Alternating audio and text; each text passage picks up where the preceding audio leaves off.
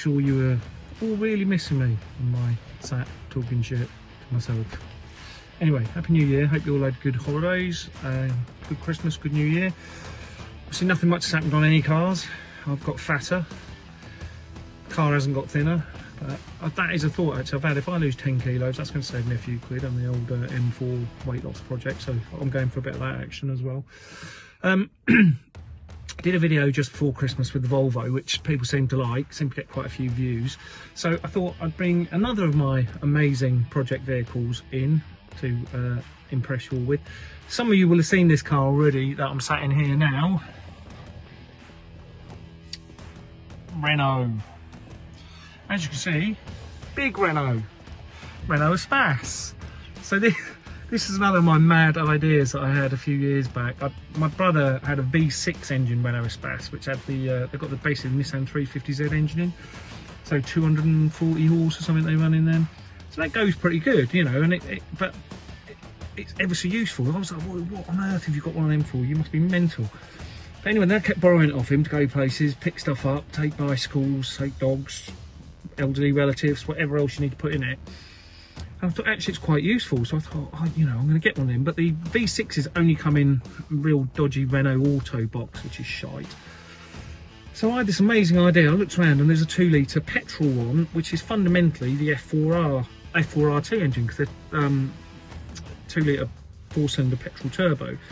So it's fundamentally the same engine as the RS Megane. So I was like, oh, and I had the R26R at this point. So I thought that would be a genius idea. I'll get one, stick an R26 lump in it, get big turbo on it, you know, get some horsepower out of it. That'd be brilliant laugh. So I tracked down a real nice, clean 50-odd thousand mile 2-litre turbo petrol manual, which, as I'm sure you can imagine, are pretty rare in Renault Espaces, because who would buy one like that? And then over the course of quite a lot of years, I've got an R26 engine, forged it, so it had pistons, rods, valves, valve springs, bolts, bottom end, you know, shells, everything. So the engine should have been good for 500 odd horsepower, and had a massive GTX turbo. I can't remember which number one it was now, but it was big. I'll put a picture up on here, you'll see it's about the size of my head. And this was the plan. And I bought an R26 gearbox, limited slip diff. It was all going to go in this. And well, I've got coilovers. Who knew? You can get KW coilovers from Espace. Who knew? So got them on it. Wheel spacers, so it's 20mm side, 40mm wider. It's lowered 60mm, and it's on Ford RS Focus, Mark II RS Focus wheels, the 19-inch wheels in black. I'll show you in a minute because I'm sat in it. So it sits quite well, you know, it's all low and wide, and it actually transformed the way it handles. I mean, I wouldn't go so far as to call it good, but it certainly wasn't terrible. Then we got to the engine. The turbo, for the sort of power I was talking about, we're going to have to put in a fuel return. It hasn't got a fuel return, so started looking at that. It was one of those things, long story short, you know, one thing would lead to another, lead to another, lead to another, and I started thinking, oh, this is getting ridiculous. You know, I spent far too much money on a car that's ultimately worthless. So backed the truck up a bit. When I sold the R26R, I took the hybrid turbo off of that because that fitted straight on here. Took the injectors out of that, 630 injectors straight on here. Oh, there was a huge saga with getting it remapped as well, because even though it's Sagan 3000 ECU, same as the R26s, it's not it's not at all the same. The maps won't go on it. Paul at RS Tuning up in Leeds, man's a legend. He literally spent days on this thing, had the whole ECU apart, and basically wrote a custom map for it. Very long story short, and the video's on here, you'll see in a sec. Went up with 300 horsepower and 300 foot-pounds of torque, and I thought, you know, that'll do. The thing went all right. So here we are this morning, up at RS Tuning in Leeds, with the Espace, ready to get it on the dyno, see what power we can get. We're hoping, by the end of the day, we might have a fast 7-seater. Would say the fastest 7-seater, but there's a lot of pesky fast 4x4 7-seaters. So maybe we'll have the fastest crappy old Renault Espace. Who knows?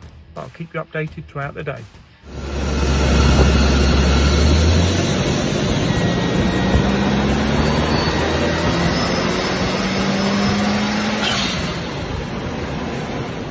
Well, made it back home in the Espace, all the way back from Leeds. A little bit disappointing, we got just over 300 brake in the end.